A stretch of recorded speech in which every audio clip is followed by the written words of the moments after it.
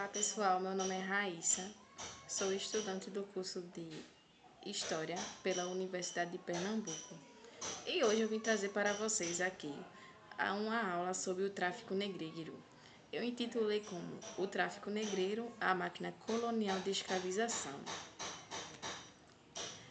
Então pessoal, o tráfico negreiro foi o transporte forçado de milhões de africanos para as Américas, ou seja, os africanos vieram para as Américas não por vontade própria, mas sim porque eles foram levados à força. Por exemplo, tinha africanos que possuíam dívidas e aí traziam para o Brasil como exemplo. E os deslocamentos deles seriam da África para a América. Os traficantes seriam da África e eles traziam para as Américas forçadamente no navio negreiro. E esse tráfico negreiro teve duração de 300 anos, entre os séculos XVI ao século XX, ao século XIX. Então, a viagem nos navios negreiros, né? Aqui eu trouxe um pouquinho sobre como e que era essa viagem. Se era confortável, é claro que não, né? Era um sofrimento, eram condições desumanas, superlotação de gente, eles passavam fome e acabavam doentes.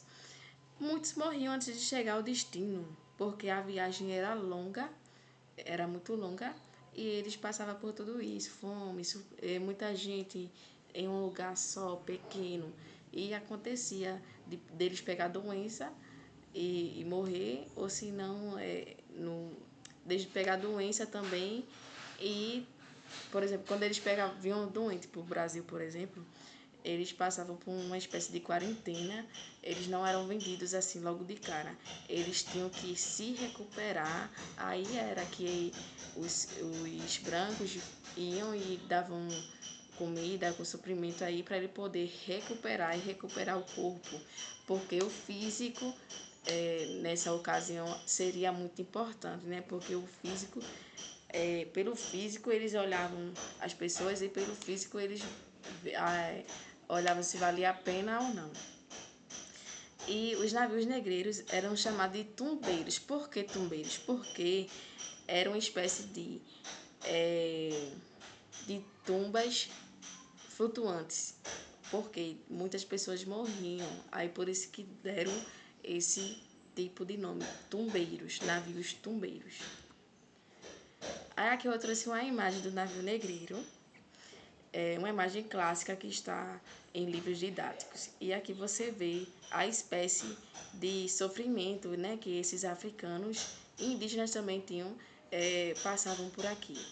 Era um local muito pequeno para muita gente. E se formos observar nessa partezinha, tem 3 homens brancos, né? Que provavelmente os traficantes. E eles estão levando um corpo aqui, no caso, uma pessoa morta. Aqui é uma maquetezinha para entendermos mais ou menos como é que era dentro desse navio.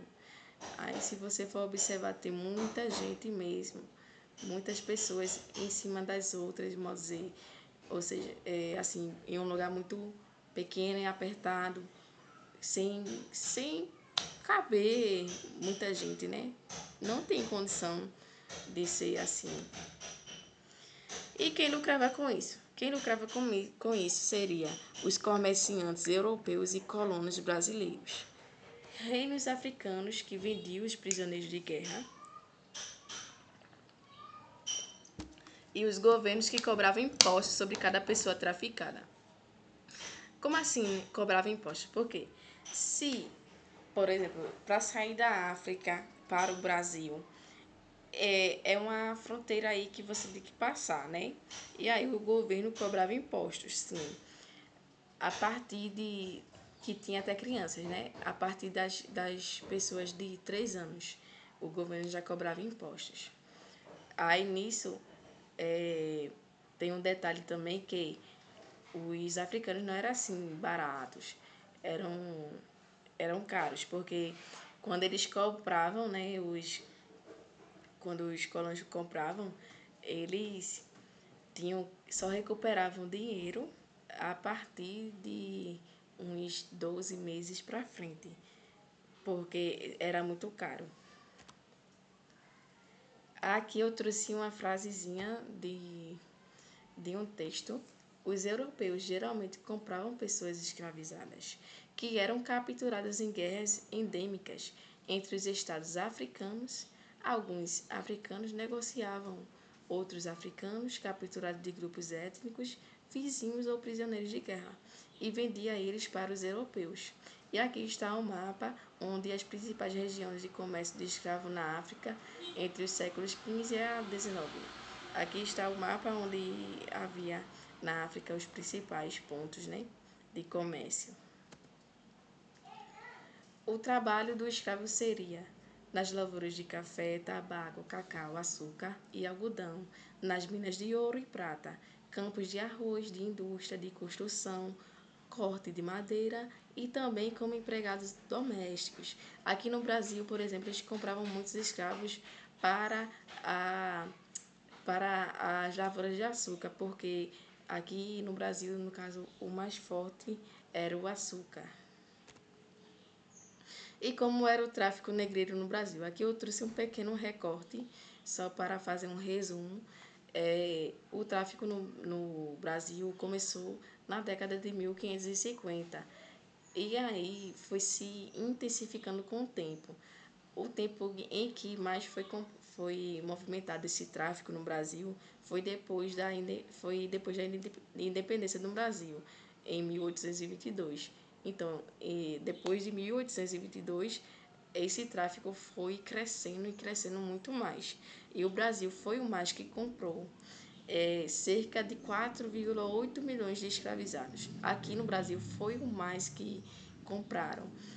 E só teve o término a partir da Lei Eusébio de Queiroz, essa lei foi promulgada lá em 1850, porém, não é bem assim que as coisas funcionam, né? Porque até hoje em dia, se uma lei é aprovada para agora, só passa a ser realmente efetiva lá para frente, né? E isso não foi diferente. A lei foi aprovada em 1850, só que no Brasil ainda rolava o tráfico negreiro. Apenas em 1888 que esse tráfico foi realmente parado, porque foi em cima, os outros, né, que já estavam parando, foi em cima e estava ameaçando até ter guerra. E aí o Brasil teve que parar com isso. E aqui eu trouxe uma imagem sobre o comércio no Brasil. O comércio no Brasil era basicamente isso, ó. Os africanos aqui, todos em filas, né? Você observa, tem os brancos aqui, senhores de engenho, essas coisas. Eles estão observando cada detalhe daquele ser humano para poder comprar. E aí, se você for observar, já tem alguns que já estão trabalhando, feito esse que está com um negócio na cabeça. E muitos assim, esse ponto aqui é em Recife, que hoje em dia é essa linda rua, a Rua do Bom Jesus, no Recife Antigo. O legado e as consequências, né? As consequências são o racismo estrutural e a desigualdade social que tem até hoje, né? A desigualdade social principalmente. E até hoje tem pessoas brancas que se acham superior que as negras. E não é bem assim. Mas a gente luta contra o racismo, né? Até que com os anos a gente tem mais consciência, né? Porém, é muito difícil. Tem pessoas que ainda há o pensamento antigo e não tem como a pessoa mudar. Mas ameniza trazendo essas informações. E a cultura afro-brasileira foi uma resistência e riqueza, porque, por exemplo, no Brasil Colônia, eles queriam que, os portugueses queriam que, quando invadiram o Brasil, eles queriam que os negros e indígenas não tivessem uma religião e etc.